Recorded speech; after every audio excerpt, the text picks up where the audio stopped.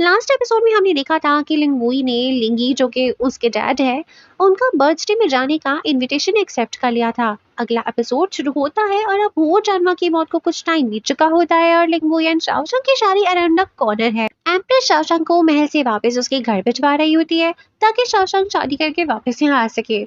Empress ने शाओशंग के लिए गिफ्ट्स भी तैयार करे होते हैं। शाओशंग की नजरें यहाँ फिर भी लिंगवुई को ढूंढ रही होती है पर एम्प्रेस कहती है कि अभी शादी में कुछ ही दिन रह गए हैं, उसे लिंगवुई से नहीं मिलना चाहिए।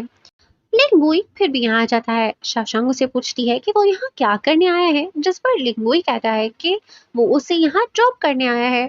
शाओशंग लिंगवुई से पूछती है कि क्या वो उसे कुछ बताना चाहता है। शाओशंग एक्सपेक्ट कर रही थी कि लिंगवुई अपनी आइडेंटिटी और बदले वाली बात शाओशंग से शेयर करे, लेकिन लिंगवुई यहाँ कुछ भी नहीं बोलता।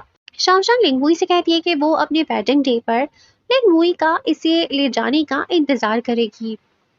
वो दिन आ चुका है जब लिंग ई का बर्थडे है। छन यू लिंग ई को उसका गाउन पहनाते हुए बोल रही होती है कि इतने सालों में लिंगमुई ने कभी भी आपको अपना फादर एक्सेप्ट नहीं करा, फिर अचानक से उसका यू बर्थडे में आने का इनविटेशन एक्सेप्ट करना मुझे अजीब लग रहा है।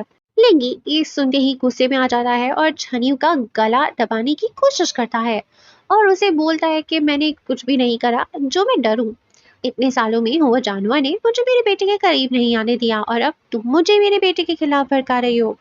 वो वार्न करता है कि छनियू इसके और लिंग बोई के बीच में ना आए, पर ना ये छनियू को भी हुआ जानवर के पास भेज देगा। अब सीन छंग फैमिली में शिफ्ट होता है। यहाँ शाओशंग के पास लियांग फांग, यांग यांग और चिंगसोंग बैठी हुई होती है। उसे शादी के कपड़े एंड ज्वेलरी ट्राई करवा रही होती है ताकि उसे प्रैक्टिस हो के शादी वाले दिन कैसे कैरी करना है। लियांग फांग बोलती है कि शाओशंग का वेडिंग ड्रेस खुद एम्प्रेस ने डिजाइन करवाया है जो वो शादी वाले दिन पहनने वाली है। यांग यांग बोलती है कि युवानी ने भी शाओशंग के लिए वेडिंग ड्रेस बनवाया था, लेकिन अब वो शाओशंग नहीं पहन रही, इसलिए उन्हें बुरा लगेगा। जिस पर शाओशंग कहती है कि वो ड्रेस यांग यांग अपनी वेडिंग पर पहन सकती है। शाओशंग यांग यांग से ये भी कहती है कि वो इसकी थैंकफुल है कि उसने इसकी एब्सेंस में युवानी की केयर की। शाओशंग और भी ऐड करते हुए बोलती है कि मेरे जाने के बाद भी मॉम के पास तुम होगी तो वो उदास नहीं होंगी। यांग यांग बोलती है कि तुम ऐसे क्यों बोल रही हो, जैसे तुम शादी करके नहीं जा रहे बल्कि कहीं और ही जा रही हो और कभी वापस नहीं आओगी। शाओशंग बोलती है कि जब लड़की की शादी होती है तो वो अपना सारा वक्त अपने हस्बैंड के साथ ही स्पेंड करती है। अगर उसे कुछ हो जाए तो मैं भी कभी वापस नहीं आ सकती। शाओशंग आज बहुत ही अजीब तरह से बातें कर रही होती है। वो समझ गई थी कि आज लिंगवुई कोई बड़ा कदम उठाने वाला है। विंडो से ये सब युवानी एंड जंगशी भी सुन रहे होते हैं एंड ऑब्वियसली वो उसके पेरेंट्स हैं तो बहुत इमोशनल हो जाते हैं। साइमल्टेनियसली लिंगवुई को भी दिखाया जा रहा होता है जो अब लिंगी के बर्थडे तक पहुंच चुका है, आची और आफे के साथ। ये लोग बर्थडे हॉल में एंटर करते हैं। वो अपने साथ 2 डिब्बे लाया था जो तोहफे के तौर पर लिंगी के आगे प्रेजेंट करता है। उन डिब्बों को लिंगी के आगे पेश किया जाता है। जब लिंगी उन डिब्बों को खोलता है तो एक में बहुत सारे सोने के सिक्के थे और दूसरे में था एक सर, जिसे देखकर लिंगी बोलता है कि ये क्या है, जिस पे लिंग मोई कहता है कि ये उस गार्डनर का सर है जिसे कहकर तुमने पंगुइन की जेल में फ्लावर्स भिजवाए थे ताकि वो मर जाए और सच ना बता सके। मैं आज तुम्हें उस गार्डनर का सर और वो सिक्के जो तुमने उसे ये काम करने के लिए ऑफर करे थे वो वापस करने आया हूँ।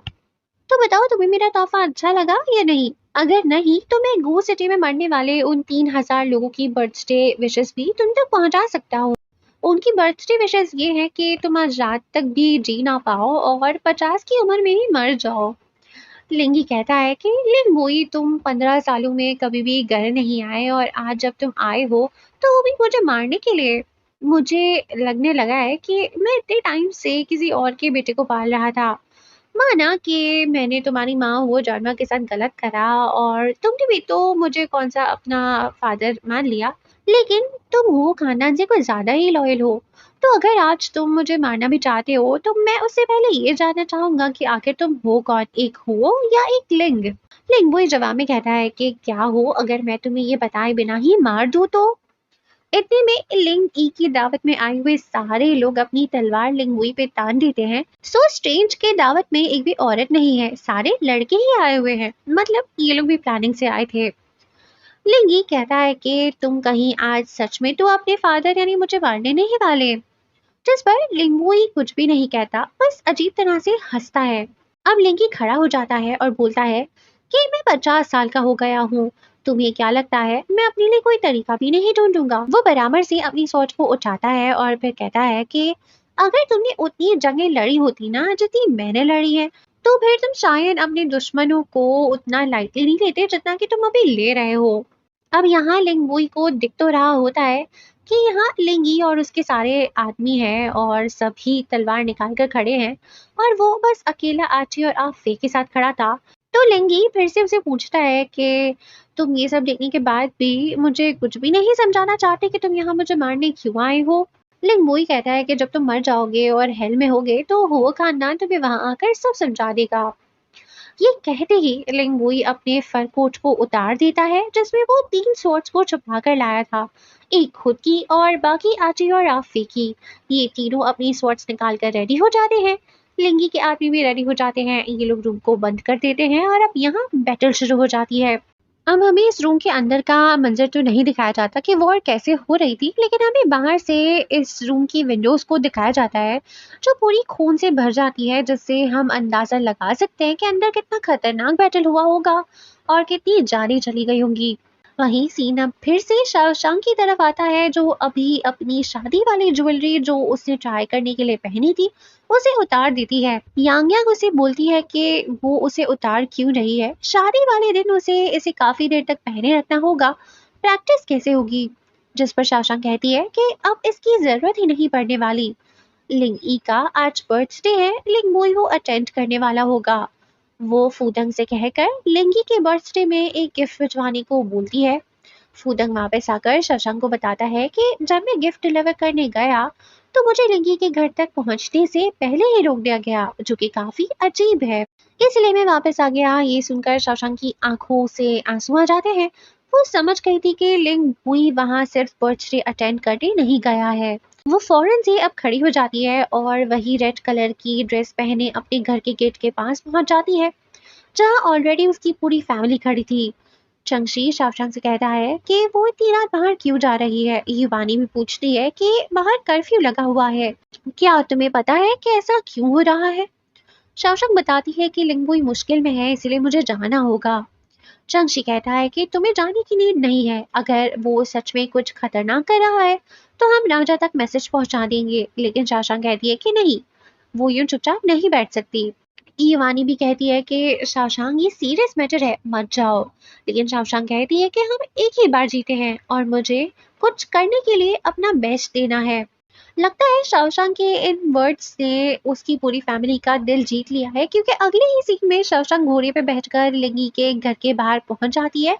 लेकिन यहाँ पर कुछ गार्ड्स ड्यूटी पर खड़े थे जो लिंगी के घर पे जाने वाला रास्ता ब्लॉक करके खड़े थे और कह रहे थे कि यहाँ पर क्राउन प्रिंस के टाइगर सी से मिले ऑर्डर पर कर्फ्यू इम्पोज किया गया है, इसलिए कोई भी लिंगी के घर की तरफ नहीं जा सकता।